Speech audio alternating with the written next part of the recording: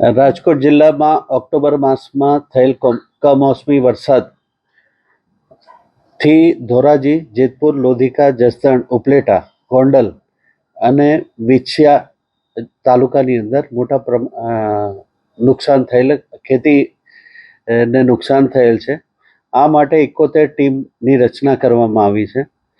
દરેક ગ્રામ સેવકને 8 થી 10 ગામોની જવાબદારી સોંપવામાં આવી છે અને દરેક તાલુકાની અંદર વિસ્તરણ અધિકારી આ તમામ ગ્રામ સેવકો દ્વારા કરવામાં આવેલી કામગીરીનું મોનિટરિંગ કરશે. ગ્રામ સેવકે સ્થળ વિઝિટ કરવાની રહેશે અને કૃષિ પ્રગતિ એપ ઉપર જે સર્વે કર્યું છે એનો ડેટા અપલોડ કરવાનો રહેશે.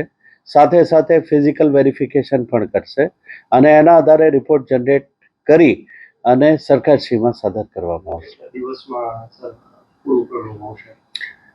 અંદાજિત 71 ટીમની રચના કરવામાં આવી છે અને એના કારણે 10 દિવસમાં આ કામગીરી પૂર્ણ થઈ જશે. દિવાળી પછી પણ કમોસમી વરસાદ જોવા મળી રહ્યો છે, એના માટે કંઈ ખાસ વ્યવસ્થા કરવામાં આવી છે? દિવાળી પછી જ આપણે છેલ્લા 3 દિવસની અંદર ધોરાજીમાં 26 ટોટલ 3 દિવસમાં, જેતપુરમાં 23, લોધિકા 22, જસદણ 20, ઉપલેટા 18, ગોંડલ 16 અને વિછિયા 13 mm વરસાદ પડ્યો છે.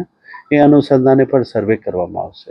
હજુ પણ ભારે વરસાદની આગાહી છે, એને લઈને કઈ તકેદારી દ્વારા?